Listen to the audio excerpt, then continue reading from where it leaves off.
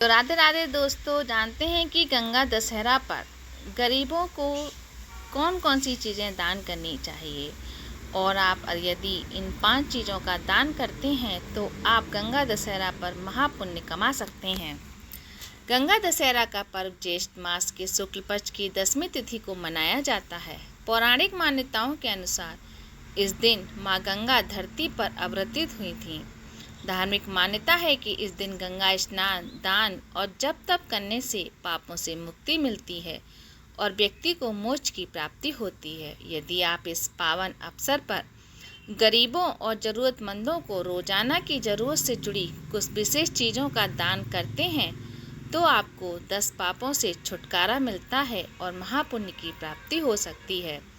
गंगा दशहरा का दान शास्त्रों में महादान माना गया है। इस दिन किया गया दान आपके लिए स्वर्ग के रास्ते खोलता है।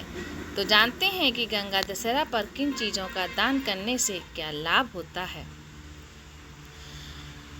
जल से भरा घड़ा भी आप दान कर सकते हैं। गर्मियों की तपन में जब राहगीर या गरीब प्यास से व्याकुल होता है तब शीतल जल से भरा एक मटका आपके लिए अमृत के समान होता है। गंगा जल को जीवनदायिनी कहा गया है, इसलिए इसका प्रतीक माने जाने वाले घड़े का दान सर्वोच्च पुण्य में गिना जाता है। गंगा दशहरा के दिन आप मिट्टी या तांबे के मटके में जल भरकर किसी मंदिर, धर्मशाला, चौपाल या किसी जरूरतमंद को दान करें।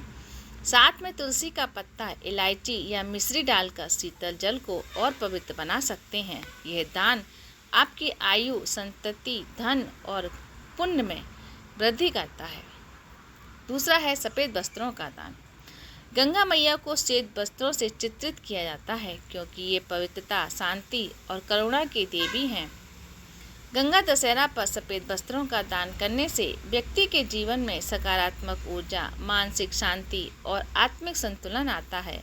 गंगा दशहरा पर आप सफ़ेद धोती, साड़ी, कुर्ता, पाजामा, अंगोछा या रुमाल का दान करें।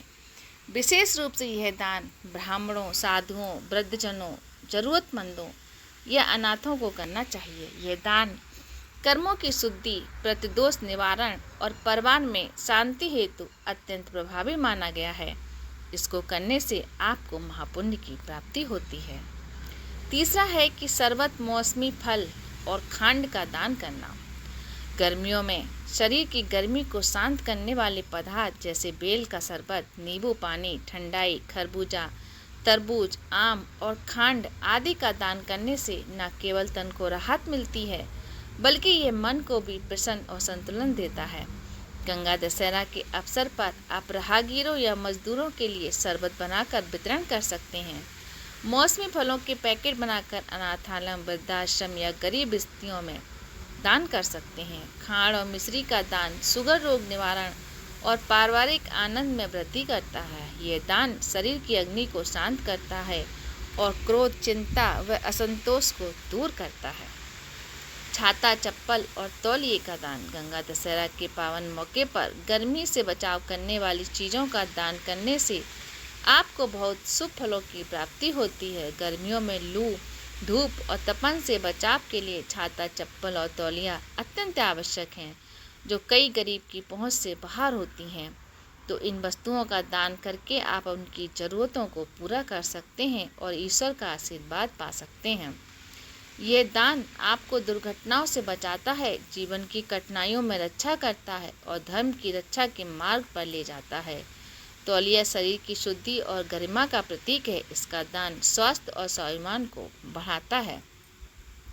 नंबर 5 है सात धान और तिल का दान। शास्त्रों में कहा गया है कि अन्नदान पर दानम अर्थात अन्नदान सबसे बड़ा दान है। विशेषकर गंगा दशहरा पर 7 प्रकार के धान्य जैसे चावल, गेहूँ, मूंग, उड़द, मसूर, जौ और ज्वार और तिल का दान करने से 10 प्रकार के पापों का नाश होता है।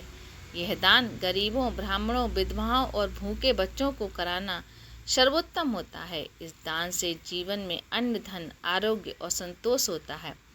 तिल पापों की शुद्धि का प्रतीक है और इसका दान पितृदोष निवारण में भी सहायक माना गया है।